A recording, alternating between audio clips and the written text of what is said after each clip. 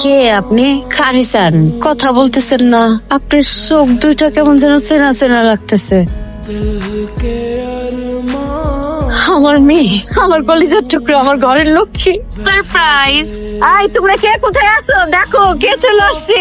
কেমন আছিস ভাই? আমরা সবাই ভালো আছি। তাই এটা ধর।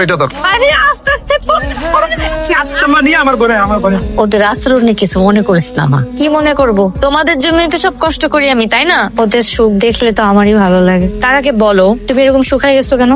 খাওয়া দাওয়া ঠিক মতো করতেছো না? আমার মেয়ে পড়ে রয়েছে প্রবাসে, আর আমার গলা দিয়ে কি খাবার নামে? ঠিক আছে, এবার তো মেয়ে চলে আসছো, এবার নিজের হাতে খাওয়াবো। তুই এরকম শুকাইছিস কেন মা? হুন মা, মানুষের জন্য অনেক খাটছস, অনেক চিন্তা করছস, এবার নিজের দিকে ফিরাছা, নিজের কথা ভাব। আসতে না আসতে এসব কেন বলতেছো মা? এই দুনিয়াটা অনেক স্বার্থপর, তোর নিজের কথা আর কেউই ভাববো না। আমি মা, চোখ বন্ধ করলে সব শেষ। সবার জন্য উপহার নিয়ে আসছি, চিন্তার কোনো কারণ নেই। এত বছর পর আসছি, খালি হাতে আসছে নাকি? আমার একটা স্পেশাল কাজ বাকি আছে। আমার কাছ থেকে খুব স্পেশাল একটা গিফট পাই আমার ছোট মার জন্য। আর আম্মা জানকে দেখি চেনটা কে পড়বে? আমার আম্মুটা। ওরে বাবা, আমার মেয়েটা কত বছর পরে আয়সা নিজের বাড়িতে খাইতে বসছে। আমি একটা লোকমা খাওয়াই দিই প্রথম, বিসমিল্লাহ। এই একটা জিনিস বিদেশের মাটিতে অনেক মিস করছি মা। আরে আমার মাটা। আপু কবে বিদেশ যাইবা?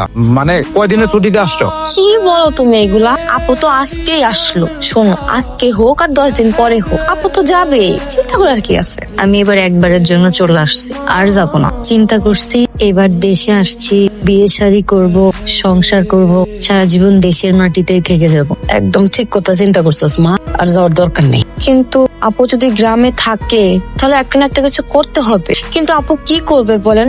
আমার মেয়ে এতটা বছর বিদেশ করে আসছে, মাথার ঘাম পায়ে ফেলা পরিশ্রম করছে, সবার জন্য ইনকাম করে পাঠাইছে। আমার মেয়ের এই দেশে এসেও পরিশ্রম করতে হইব? আমার মেয়ে কি এতদিন তোমাদেরকে খাওয়াই নাই, পড়াই নাই? আম্মা, আপনি আমার কথায় রাগ করেন। আপা বাড়িতে থেকে কি করবে সেটা আগে জিজ্ঞেস করেন। তুমি বাড়িতে বসে কি করো? তুমি যা কর সে তাই করবে। তুমি যেমন সংসার করতেছো, পায়ের উপরে পা তুলে খাইতেছো, সে তাই করবে। সেটা সম্ভব না। কেন সম্ভব না? কারণ আছে, এজন্যই আমি কথাগুলো বলতেছি। একটা মানুষ সংসার করতে গেলে অনেক টাকা পয়সা দরকার হয়, আর সেই টাকা পয়সা আপু কোথায় পাবে? আপু আর কয়েকটা বছর বিদেশ থেকে আসুক, তারপর আমরা সবাই পরিপূর্ণ হয়ে যাব, আর আপু শান্তিতে সংসার করে খেতে পারবে। আমার মেয়ের কি আছে না আছে সেটা আমি খুব ভালো করে জানি। তোমার স্বামীর কাছে কত কত টাকা দিছে সেটা তোমার স্বামীরে জিজ্ঞাসা করো, উত্তর পাওয়া যাবে। মা, থামো না, ভাল লাগতেছে না আর। একটু শান্তির খোঁজে আসছিলাম দেশে।